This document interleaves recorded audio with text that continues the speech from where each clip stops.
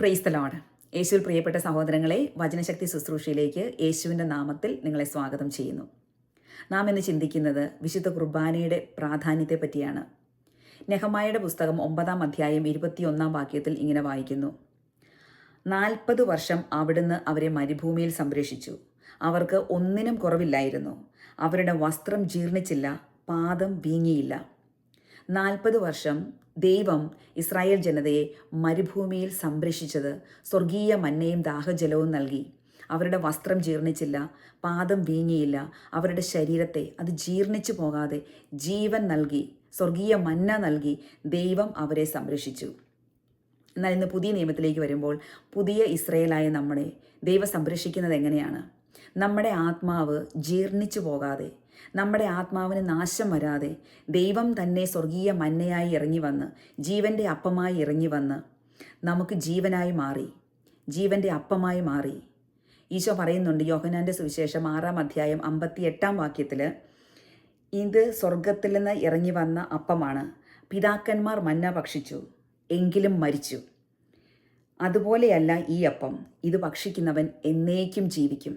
മന്ന ഭക്ഷിച്ചവർ ഭൗതികമായി മരിച്ചു, നമ്മളും മരിക്കും. എന്നാൽ നമ്മുടെ ആത്മാവ് ജീർണിച്ചു പോകാതെ, ആത്മാവ് നശിച്ചു പോകാതെ എങ്ങനെ ഈ സ്വർഗീയ യാത്രയിൽ നമുക്ക് സംരക്ഷിക്കാൻ സാധിക്കും? നമ്മുടെ ആത്മാവിൻ്റെ ജീർണത നമ്മുടെ ഇച്ഛാശക്തി കൊണ്ടോ നമ്മുടെ തീരുമാനങ്ങൾ കൊണ്ടോ നമുക്ക് സാധിക്കാവുന്ന ഒന്നല്ല. ആത്മനാശത്തിൽ നിന്ന് നാം രക്ഷപ്പെടാൻ വേണ്ടി ദൈവം തന്നെ തന്നിരിക്കുന്ന സ്വർഗീയ മന്നയാണ് ജീവൻ്റെ അപ്പമായ വിശുദ്ധ കുർബാന, ഈശോയുടെ പരിശുദ്ധ ശരീരം. ഇത് സ്വീകരിച്ചുകൊണ്ട് വേണം ഓരോ വിശ്വാസിയും സ്വർഗീയ യാത്രയിൽ മുന്നോട്ട് നടന്നു പോകാൻ. ആത്മാവ് ജീർണിച്ചു പോകാതെ ആത്മരക്ഷ പ്രാപിക്കാൻ, ആത്മീയ ശക്തിയിൽ നിറയാൻ, സ്വർഗജീവിതം, നിത്യജീവിതം കരസ്ഥമാക്കാൻ ഒഴിച്ചുകൂട്ടാനാവാത്ത ഒന്നാണ് വിശുദ്ധ കുർബാന. അതിനാൽ ഈ ജീവൻ്റെ അപ്പം ഭക്ഷിക്കാൻ നമുക്ക് ഉത്സാഹമുള്ളവരായിരിക്കാം, വേണ്ടത്ര ഒരുക്കമുള്ളവരായിരിക്കാം. അനുതാപത്തോടും എളിമയോടും കൂടി വിശുദ്ധ കുർബാനയെ സമീപിച്ച് എൻ്റെ ആത്മാവിൻ്റെ ജീർണത സംഭവിക്കാതിരിക്കാൻ, എൻ്റെ ആത്മാവ് നശിച്ചു പോകാതിരിക്കാൻ ആത്മശക്തിയായി, വചനമായി, ജീവൻ്റെ അപ്പമായി യേശുവേ എൻ്റെ ഹൃദയത്തിലേക്ക് വരണമേ എന്ന് പറഞ്ഞുകൊണ്ട് ഓരോ കുർബാനയിൽ സംബന്ധിക്കുമ്പോഴും ഈ ജീവൻ്റെ അപ്പം ഭക്ഷിച്ച് നമുക്ക് ജീവനുള്ളവരാകാം, നിത്യജീവൻ കരസ്ഥമാക്കാം. ഇതിനായി പരിശുദ്ധാത്മാവ് നമ്മളെ സഹായിക്കട്ടെ.